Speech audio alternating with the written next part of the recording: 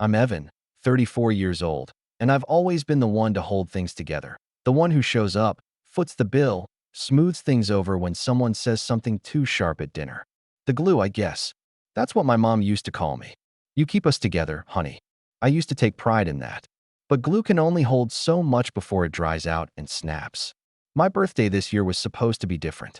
Not some grand event or an over-the-top dinner. Just a quiet celebration. A little acknowledgement that I existed. That maybe, for once, someone else would hold me together for a change. I reserved a table at this place I loved downtown. It was small, warm, tucked behind an old bookstore with string lights in the windows and mismatched chairs. I sent out invites, just close family. My mom, dad, my younger sister Lila and her husband, my brother Jordan and his girlfriend, even Aunt Beth. I didn't want gifts, just company. I wrote that clearly. No gifts, just you. I kept it light, friendly, thoughtful. I even picked a table near the window in case someone walked by late. So I could wave, maybe joke that they were fashionably late. The reservation was for 6:30. I got there at 6:15. The hostess greeted me by name and smiled. I chose the seat facing the door so I could see them come in. The waiter brought me a glass of water. I declined the menu. I wanted to wait. At 6:40, I checked my phone. No texts. No running late. Messages. By 6:55, the waiter came by again. I smiled and said I'd give it a few more minutes. By 7 o'clock, my water had gone warm. My phone lit up. I reached for it, heart skipping. It was from Lila. Not worth the drive. Happy birthday, though. That's all it said. Not even punctuation. Not even a sorry. Just that. I stared at it for a while. Not because I was surprised, but because, somehow, I still was. Like some part of me thought this year would be different. At 7:06, my mom texted. We're tired, sweetheart. We'll celebrate another time. I didn't reply. I didn't even read it again. The waiter came by, a little sheepish now, asking if I wanted to order anything. I just asked for the check. He looked at the empty table and gave me this look, sympathetic, polite, and completely unbearable. I paid, tipped big, and walked out. The night air hit colder than I expected. I didn't go home right away. I walked. Past the bookstore, past the quiet park across from where I used to take my niece. I ended up in front of my office building. Dark now, closed for the weekend. My keycard still worked. I took the elevator up, walked through the quiet floor, and sat in my corner office. And there, I logged into the Family Foundation account. It started 10 years ago. After my first app sold, I wanted to do something meaningful. We'd always talked about giving back. My parents were big on appearances. Our name should stand for something, my dad used to say. So I created the foundation. It helped pay for scholarships, fund community projects, occasionally supported my siblings when they needed something for the kids or for the house. They liked to say we did it together, but it was my money, my name on the tax forms, my late nights vetting grants. They just posed for the pictures. At 8:17 p.m. on my birthday, I opened the admin settings and started removing names. One by one. My mom, my dad, Lila, Jordan, Aunt Beth. Every person who'd been given a card, a login, or access to the resources. Gone. Then I updated the main contact email and sent one message. Effective immediately, all support is frozen. If you have questions, direct them to legal. I sat back in my chair after that, staring at the reflection of myself in the dark window. I didn't feel triumphant. I didn't feel bitter. Just hollow, like the silence around me had finally settled inside. At 11:52 p.m., my phone buzzed. A missed call from Lila. Then another. And another. I didn't pick up. She called again at midnight. Then Jordan. Then Mom. No voicemails. Just the desperate pattern of rings over and over, like they were trying to rewind time with sheer persistence. At 12:03 a.m., as I was putting on my coat to leave the office, I got the push notification. It was from the Foundation's financial monitoring app. Something had triggered a red flag. Unauthorized access attempt. Multiple failed login attempts. I tapped to open the full report. Location, home address. IP, matched to Lila's network. User, Lila Family Support. I blinked at the screen, and for the first time that night, I felt something simmer. Not sadness, not disappointment, but a very quiet, very sharp kind of anger. She hadn't called because she felt bad. She'd called because she'd tried to get back in. Tried to undo what I'd done before it stuck. I sat back down, opened the security protocols, started a trace log. then locked the system completely.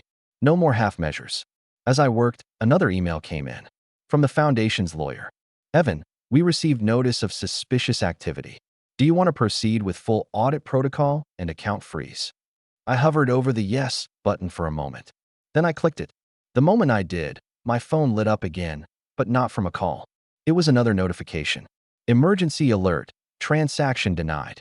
$18,400 transfer attempt. And the name tied to it wasn't Lila this time. It was my mother. That's when I knew.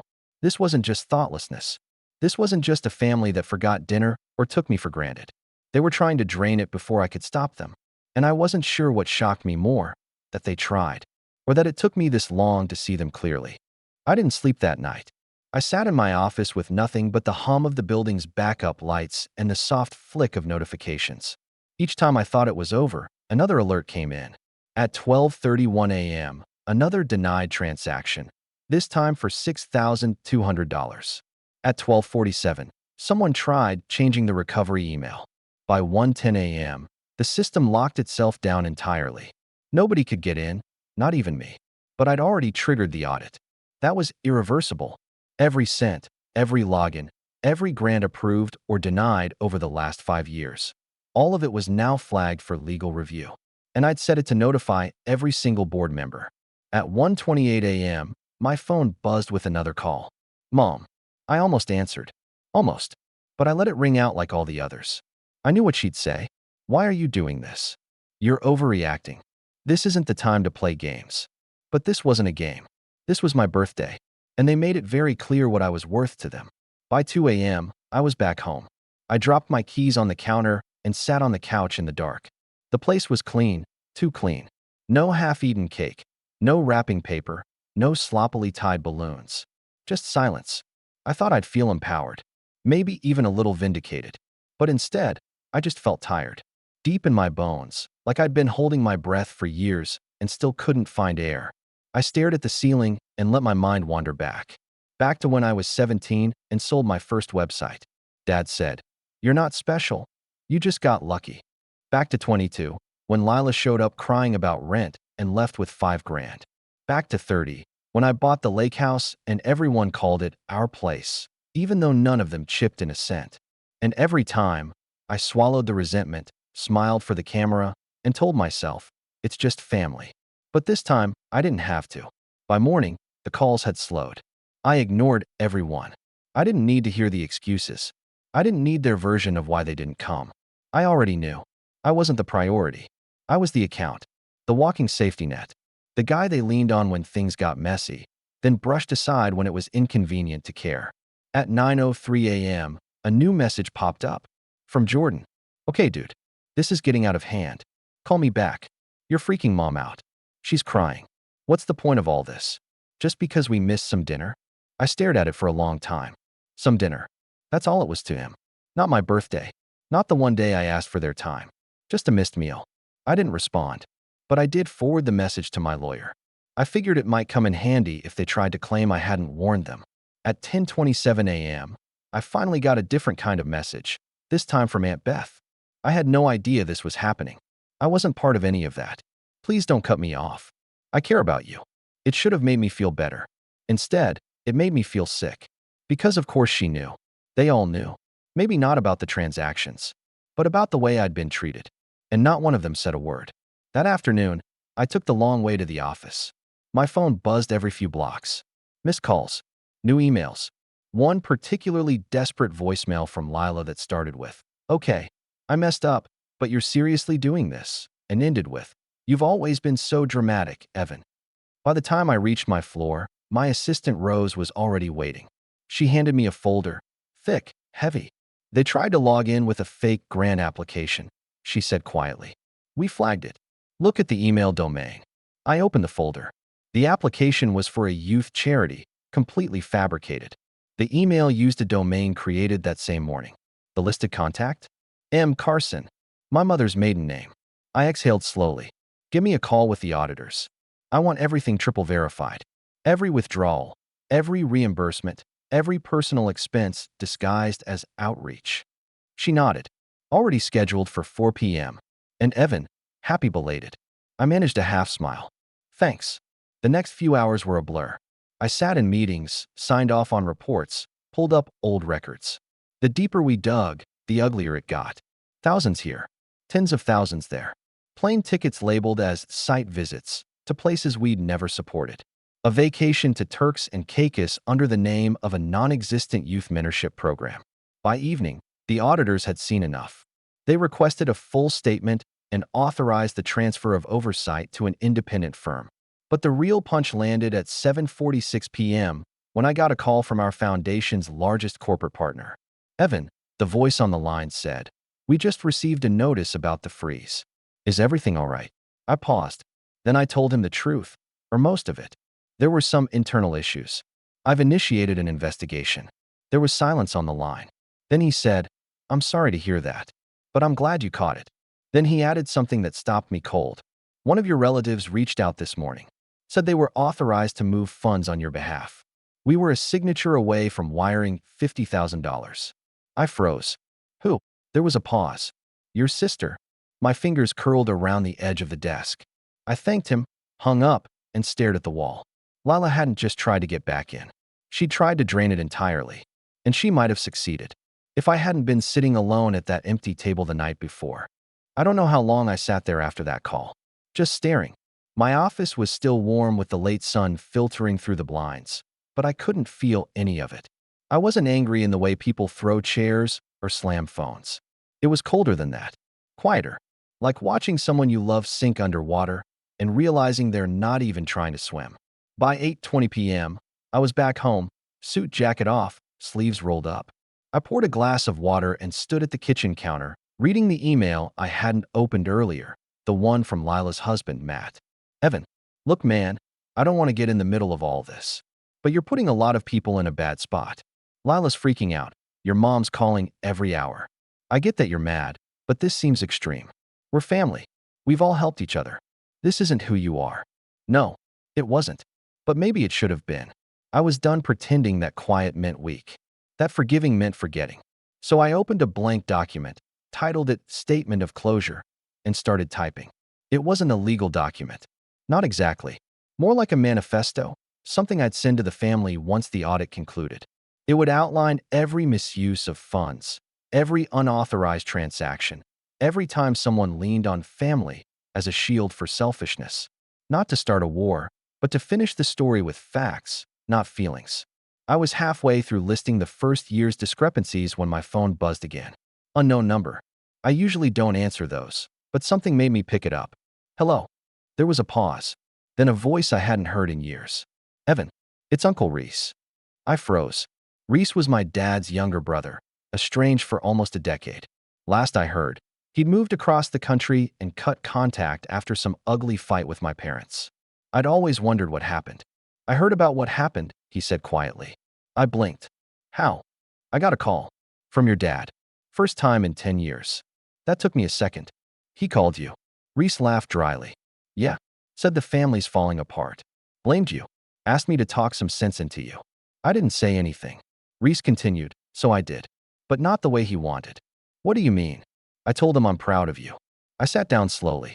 "I saw it coming, Evan. Years ago. The way they leaned on you. The way they dismissed your boundaries. It's why I left. I just didn't have the guts to burn the bridges. But you're not burning them. You're building something better, even if they can't see it yet." His voice cracked a little at the end. "I didn't expect that." "Thanks," I finally said. "I didn't think anyone would say that. I wish I said it sooner." We talked for almost 20 minutes. About nothing. About everything. He told me he'd be in town next week and wanted to grab lunch. For once, I didn't hesitate. "Yeah, I'd like that." After we hung up, I stared at the dark phone screen and thought, maybe I wasn't alone in this after all. But whatever small comfort I felt vanished the next morning when I got to the office and found Rose waiting at my door, holding a thick envelope. "Messenger dropped this off 30 minutes ago," she said quietly. "No return address." I opened it slowly. Inside were printed screenshots, dozens of them. Messages, emails, texts, from my sister, my mother, even Jordan. Group chats I was never included in. Threads I never saw. At first, it was little things. Jokes at my expense. "Let Evan pay. He loves being the hero. He won't say no. He never does." Just ask him for the card. He's too guilty to refuse. But as I flipped through the pages, it got worse. One thread was labeled Plan B, and in it, Lila had written, "If he ever cuts us off, we have options. His guilt is our safety net. Just hit him where it hurts. Say mom's sick again. That always works." I stopped reading. I didn't have to see more. Because that was the moment I understood. It had never been thoughtlessness. It had been strategy. They'd counted on me breaking my own back just to keep them afloat. But now they were the ones sinking. And I was no longer their lifeboat. That was the moment I made my decision. Not just about the foundation, or the audit, or the emails. But about them. About the role they would never play in my life again. I stood up, walked to the glass wall of my office, and stared out over the city. That was when Rose came back in, face pale, holding her tablet. "Evan," she said quietly, "you need to see this. There's a video going around." My stomach twisted. She turned the screen toward me. It was a shaky clip. A living room. My mother, sitting on the couch, dabbing her eyes with a tissue. Lila pacing nearby. A voice, Jordan's, saying, "Just record it. Maybe if he sees how upset she is, he'll stop this nonsense." And then my mother looked into the camera and said, "He's destroying this family. I don't know what we did to deserve this." It was dated this morning. It had over 32,000 views. And the caption read, "My brother turned on us and cut off our entire family." For what? Missing dinner. I didn't react right away. I just stood there, frozen, watching the video play on a loop. My mother's voice was soft, tearful, measured, like a seasoned actress delivering the performance of a lifetime. "He's destroying this family," she said again, eyes glassy and hands clutching a tissue. And then Lila chimed in. "All because we didn't go to his birthday. He's punishing us, ruining everything out of spite." They looked like victims. They made sure of it. And it was working. The comments were already piling up. "Wow, how heartless. Can't believe someone would abandon their mom like that. He sounds like a narcissist. What a baby. All this over dinner." I should have been used to it by now. Their ability to twist things, to rewrite history and paint themselves in soft colors while casting me as the villain. But seeing it so public, so rehearsed, it hit different. Rose hovered in the doorway. "What do you want to do?" I didn't answer immediately. My head was swimming. Not from anger, but from the sheer weight of how calculated this was. It wasn't a spontaneous moment. This was premeditated. Filmed. Edited. Posted. They'd weaponized sympathy, and it was already spreading. I sat down, pulled up my laptop, and opened the folder I'd been building for the past week. Every receipt. Every unauthorized charge. Every email and message that proved what really happened. I hadn't planned on going public. I thought I'd keep it private. Let the audit speak for itself. Let the lawyers handle the mess quietly. But they'd chosen the stage. So I gave them a show. Within an hour, I uploaded a video. No dramatic music. No angry rants. Just me, in my office, calmly reading from a list. The $18,400 wire attempt. The fake charity application. The vacation tickets labeled as site visits. The group chat where my sister said, "His guilt is our safety net." I even showed the screen recording of the financial alerts that came in after I froze the accounts. Then I spoke directly to the camera. I didn't cut them off because they missed dinner. I cut them off because they missed every chance to treat me like a person, not a wallet. For years, I paid. I showed up. I supported. I believed that family meant showing up even when it hurt. And they believed that meant I'd never stop. I let that hang. Then I added, they were wrong. I ended the video with the date the audit would be complete and a promise to release the full report if they continued their smear campaign. I clicked upload and walked away. I didn't check the views. I didn't read the comments. I just turned off my phone and went for a walk. By the time I returned to the office the next morning, everything had changed. Rose met me with wide eyes. It exploded. 2 million views overnight. I blinked. What? News outlets picked it up. People are dissecting every frame. And, get this, someone found old charity photos and matched receipts to vacations they claimed were work trips. It's all unraveling. I sat down slowly. Has anyone from the family?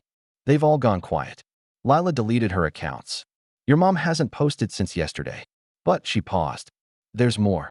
She handed me a document. It was a statement from the board of the Family Foundation. They'd officially voted to remove every remaining family member from any role in oversight or funding. The audit would be published in full, and the foundation would be renamed no longer carrying our last name. I stared at the paper. There it was, in ink. A full break. Later that afternoon, I received a message from a familiar email. My mother. Evan, I didn't know things had gone this far. That video, it's hurtful. We made mistakes, yes, but this public humiliation is cruel. We're family. Let's talk. Privately. Please. I didn't reply, because she still didn't understand. This wasn't about embarrassment. This was about consequences. Over the next few days, the silence grew. No more calls. No more texts. No more videos pleading for forgiveness. Just silence, the kind that follows a storm. And in that silence, something strange happened. People began reaching out, not from my family, but from outside. Quiet messages, DMs, emails, people I hadn't spoken to in years. One read, I saw your video. I've been the glue too. Thank you for showing what it looks like to finally let go. Another, I didn't know you could say no to family. I thought I was just supposed to keep giving. Thank you. And suddenly, the weight I'd carried for so long began to lift. Because I realized I wasn't just cutting off a toxic family dynamic. I was showing others they could too. Weeks passed. The audit finished. The full report was released. Every misused dollar. Every abuse of trust. Every manipulation. The public believed me. Not because I shouted, but because I didn't. Because I told the truth with receipts. Because I had lived in silence long enough. And when I finally spoke, it echoed. The Family Foundation rebranded and expanded. We launched a new scholarship program under my name. No more Carson family, anything. Just people helping people. Lila and Jordan faded into digital obscurity. No more influencing. No more podcasts about building generational wealth. Their silence became their legacy. As for my parents, they moved. Somewhere quieter. A smaller home, smaller lives. Occasionally, I'd hear a whisper from a cousin or mutual friend. My mother wasn't the same anymore. My father was keeping his head down. I didn't ask for details. I had peace now. Not the kind that comes from forgiveness, but the kind that comes from distance. From boundaries held firm. From no longer needing to explain myself to people who never really saw me. My 35th birthday was small. No big table. No invitations. Just me, a couple friends from work, and Uncle Reese, who flew in, brought a bottle of scotch, and gave me a bear hug that didn't need any words. And when someone asked, jokingly, so where's your family this year? I just smiled and said, they got lost on the way. And I didn't feel sad. I felt free. Because sometimes, the best gift you can give yourself is walking away.